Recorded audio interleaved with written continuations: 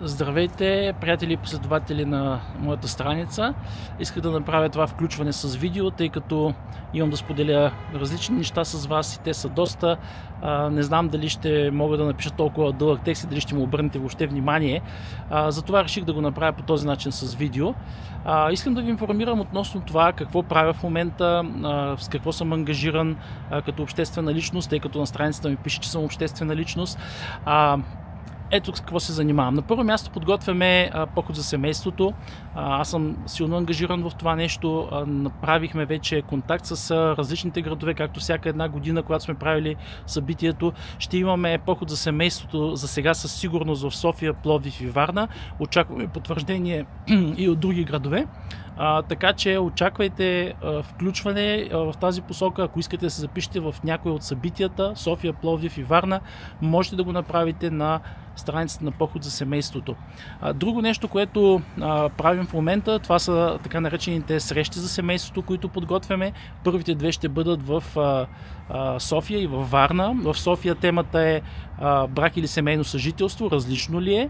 И в Варна също така имаме през февруари месец първата среща за семейството, която ще бъде на тема за преодоляване на семейните кризи, как да преминем през тях.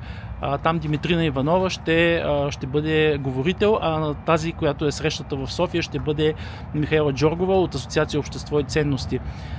Така че в тази посока работим, подготвяме поход за семейството, подготвяме срещи за семейството и можете да видите повече и ако желаете евентуално да подкрепите или да се включите в страницата на поход за семейството. Друго нещо, което продължавам да правя с удоволствие, това е подкрепата на бременни жени, които искат да запазят живота на децата си, но са в затруднение. Ние заедно с Диляна Николова, която е също от Сдружение Избор за живот, с което работим и на което аз съм председател, от доста време се опитваме да достигаме такива хора и заедно с други съмишленици, които са членове на организацията. Сега тази година, буквално преди една-две седмици, вече имаме две майки, които са избрали живот за децата си, колебали са се дали да направят аборт или не и са избрали да запазят живота на децата си, но ще имат нужда от нашата подкрепа. Затова другото нещо, с което работим и което развиваме, това е избор за живот, дейността на избор за живот. Очакваме тези деца да се родят, тези бебенца тази година. И през това време ние ще се опитаме да подготвим всичко необходимо за тях. Колички, легла, дрехи, всичко, което е необходимо на майките, на тези самотни майки, за да се справят с ситуацията. Друго нещо, което бях обещал преди време, това е разработването на един сайт за така наречените чуждуми. Или това са думи в български език, които се промъкват от английски или от други езици, като клоузвам, пушвам и така нататък. Искам да направя един такъв сайт, където хора, които не са запознати, да могат да откриват реалните думи на български език и от друга страна да могат да хора пък, които искат да се заменят тези чуждици, които са се промъкнали в говора им, да могат по-лесно да стигат до някои думи на български език, които да ги заместват.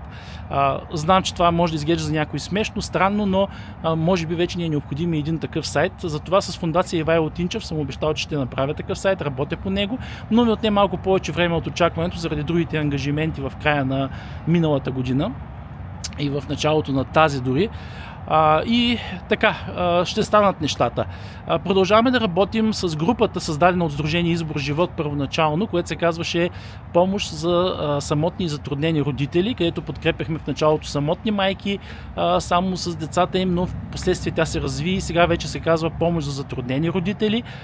Там майки, бащи, семейства, които имат определени неща, дрехи, обувки, играчки, разменят с други семейства тези неща. Там съм главен администратор и заедно с моя админ екип, който много уважавам и който върши страхотна работа, ние помагаме на това да се случва, тези неща, които хората имат, да стигнат до хора, които са в нужда. Така че продължаваме тази година да правим и това нещо. Друго какво? Имам още доста неща, които мога да споделя, но за момента мисля, че това е достатъчно. Ако работим в тази посока заедно, ще се радвам. Следете какво пускаме в съответните поход за семейството, избор за живот, фондацията ми Ивайло Тинчев, групата Помощ за самотни затруднени родители. Вярвам, че ще можем да свършим много хубава работа тая година. Радвам се, че ме изгледахте и слушахте. ще държим връзка видео или по някакъв друг начин. Свържете се с мен, ако имате някакви въпроси. Ако има нещо друго, коментирайте отдолу също. Ще се радвам да се чуем. Благодаря ви.